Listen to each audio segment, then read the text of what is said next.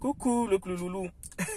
Je vous appelle le loulou, mais bon, c'est par habitude. Je vais vous faire une petite vidéo ce matin parce que j'ai appris un truc hier qui m'a un peu choqué.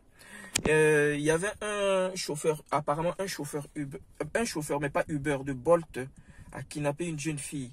Je ne sais pas si c'est à Lyon parce que Bolt est beaucoup plus basé à Lyon. Alors, je vais vous donner trois petits conseils qui peuvent vous aider. Parce que tous les chauffeurs ne sont pas pareils. Mais il y a dans le métier, ça fait longtemps que les responsables de VTC signalent à l'État de faire les tris. C'est-à-dire, il y a beaucoup de gens qui font des photocopies de macarons roses et des fausses cartes et qui vont souvent à la fête, là où les jeunes sortent de after ou bien là où il y a des concerts musicaux et la personne vous présente comme ça. Écoutez, regardez, je suis chauffeur VTC. Si dans le cas contraire que vous avez commandé un chauffeur, que le chauffeur n'est pas là ou que aucun VTC répond, la personne va vous inciter à monter dans sa voiture. Surtout, ne montez pas dans la voiture si vous-même, vous n'avez pas commandé quelqu'un. Parce que tout chauffeur Uber ou VTC, le matin, tôt ou le soir, préfère passer par les plateformes parce que c'est plus sécurisant. Si vous regardez bien, regardez-moi dans ma voiture, j'ai ce dashcam et j'ai deux caméras. Ça filme à l'intérieur, ça filme à l'extérieur. Au moins, pour votre sécurité, quand vous êtes dans ma voiture, vous savez, regardez, vous savez tout de suite que tout ce qui se dit dans la voiture est filmé. Mon comportement, je fais attention. Et si vous regardez mes notes, je suis noté à 4,98 il n'y a pas longtemps. Et là, 4,97. C'est-à-dire pour bientôt 3000 courses. Donc là, quand je sors, je vais faire 4 courses, ça me fait 3000 courses. C'est-à-dire que je respecte mes clients, parce que ce sont mes gagne-pain. Alors, je vais vous donner ce conseil, tout simplement, quand vous commandez un Uber, un chauffeur qui arrive, vérifiez là. D'habitude là, on pose cette carte et la carte professionnelle. Et derrière là-bas, si vous regardez, il y a la carte de VTC là-bas. Et quand vous montez dans la voiture, moi, souvent, ce que je fais, c'est quoi? Je dis au client, oh, bonjour, ça va, vous n'avez pas trop attendu. Quand la personne s'installe, je dis à la personne, regardez, j'ai une bouteille d'eau, j'ai des friandises. Si vous êtes dans le besoin, n'hésitez pas. Après, je commence ma course.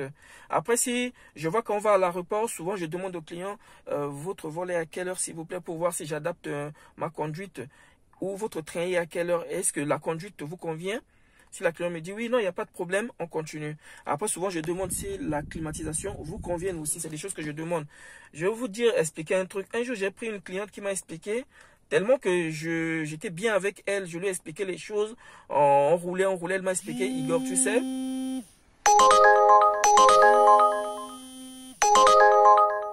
Ouais, ça sonne. Ça va arrêter de sonner. Ouais.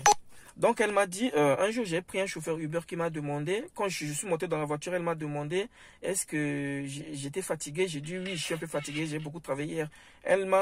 Il m'a dit, est-ce que ton mari n'a pas bien dormi cette nuit? Donc, c'est pour faire allusion qu'on a baisé, permettez-moi ce terme, me coucher toute la nuit. Et ce que j'ai trouvé, un chauffeur professionnel ne peut pas dire ce genre de choses.